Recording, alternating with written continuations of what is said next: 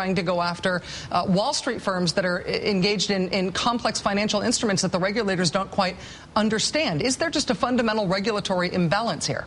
Well, I think the problem is that the big oil companies have a lot of power in Washington, and basically they say, oh, there's no problem. We can make sure that the regulation protects against spills. They're not essentially telling the truth. They influence the Congress. They influence the agencies. And they just have too much power. They're just another form of special interest like, Wall Street or the insurance companies that have gone, array because of their power, and something has to be done to sort of rein them in the same way that you rein in the banks or Wall Street.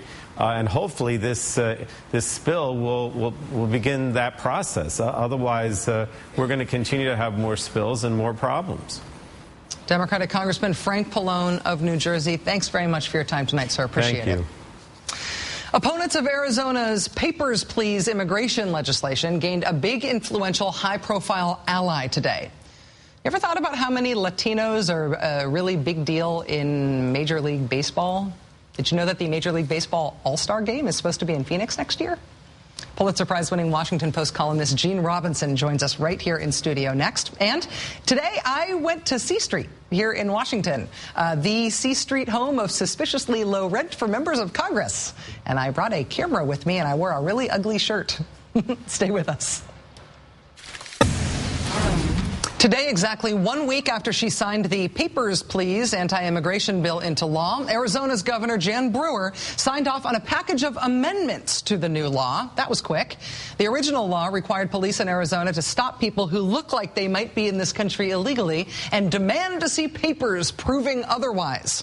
The changes passed bar police from using race as a reason to suspect someone is in the country illegally, though still no one's come up with any explanation of how exactly a police officer is supposed to know someone's an illegal immigrant just by looking at them.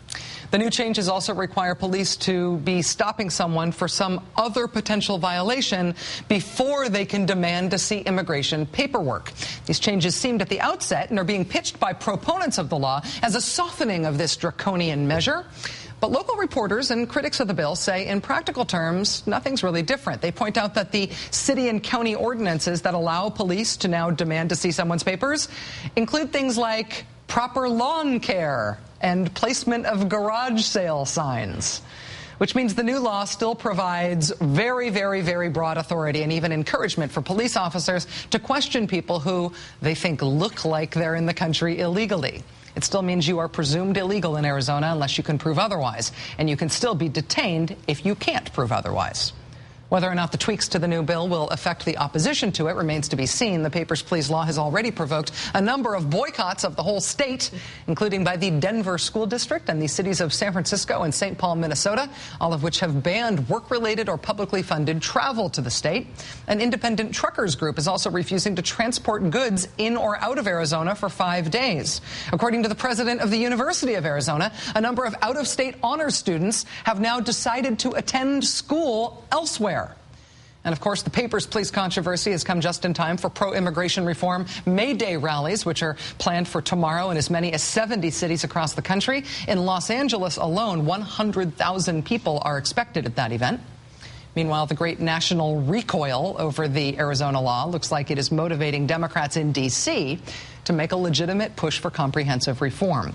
If you were a member of the Democratic leadership right now and you wanted to get at least one more big thing done in Congress before the midterm elections, which would you choose?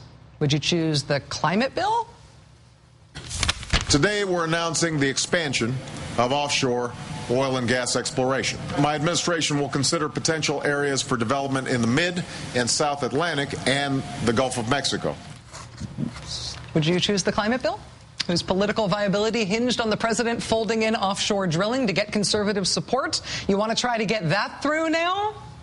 Or if you're part of the Democratic leadership in Congress, do you want to try for immigration reform instead? In the wake of the Papers, Please law that has shocked the conscience of the nation and has split the Republican Party right down the middle. If you're in the Democratic leadership right now and you're thinking which big problem that needs fixing do you want to try to get done before the election?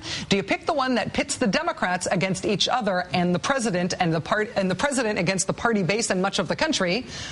Or do you pick immigration? which more or less unifies Democrats and which puts Republicans at each other's throats heading into the election. Joining us now is Eugene Robinson, MSNBC analyst and Pulitzer Prize-winning columnist and associate editor for The Washington Post. Hi, Gene. It's nice to see you here in person. Rachel, it's good to see you. Do you agree with this idea that the sort of anti-immigration overreach in Arizona and the disaster in the Gulf have allowed immigration to vault over climate on the D.C. agenda? Yes, for now. Okay. I mean, I don't know if it stays that way. And climate has become much more difficult now because of the oil spill and the offshore drilling. Do they actually get immigration done? I think that's an open question. But I think the politics of working on an immigration bill look much better for the Democrats right now than they look for the Republicans. And since the Democrats are in charge of the agenda, I think they would like to push on immigration. Do you think, though, on climate, again, thinking about, and I just imagine the Democratic leadership discussions about thinking which one they're going to try to do. I know they say they'd like to do both, but they got to least got to pick one to go first. How much of the climate legislation, how many votes that they were counting on depended on them folding in drilling?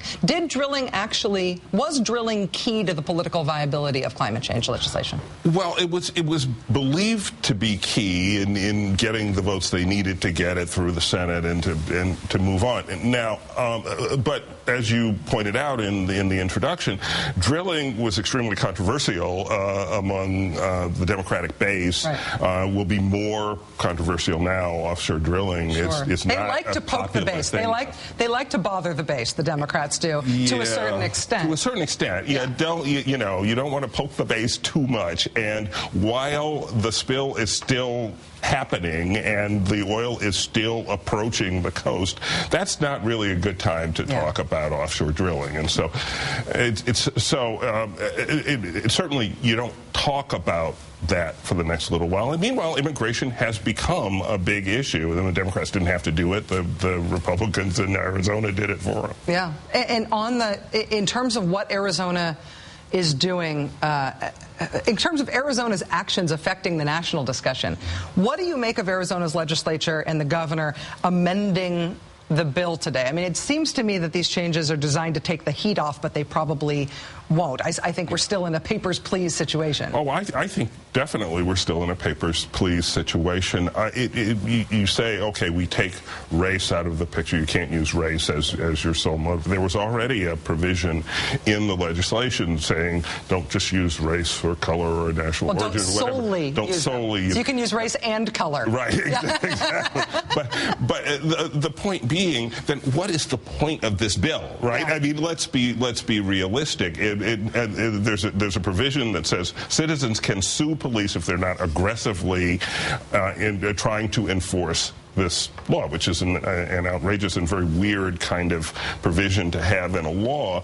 And I think a citizen could make a very good case that, if you're really going to follow this law, and if you're not out there looking for Mexicans, you're not aggressively pursuing it, and therefore you're going to, it's a mandate for racial profiling. And then we got the Tucson police officer announcing that he would personally sue to stop this law today.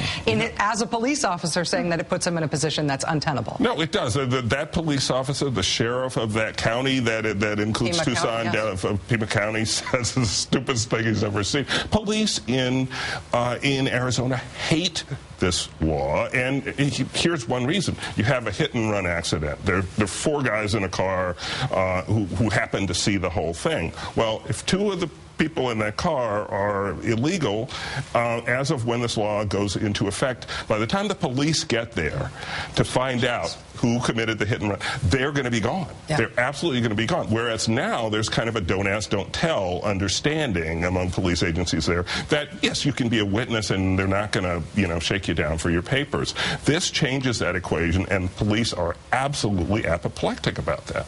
Eugene Robinson, Pulitzer Prize-winning columnist and associate editor at The Washington Post, MSNBC analyst, and my pal. Nice to see you, Gene. Great to have you here in Washington. Thank you.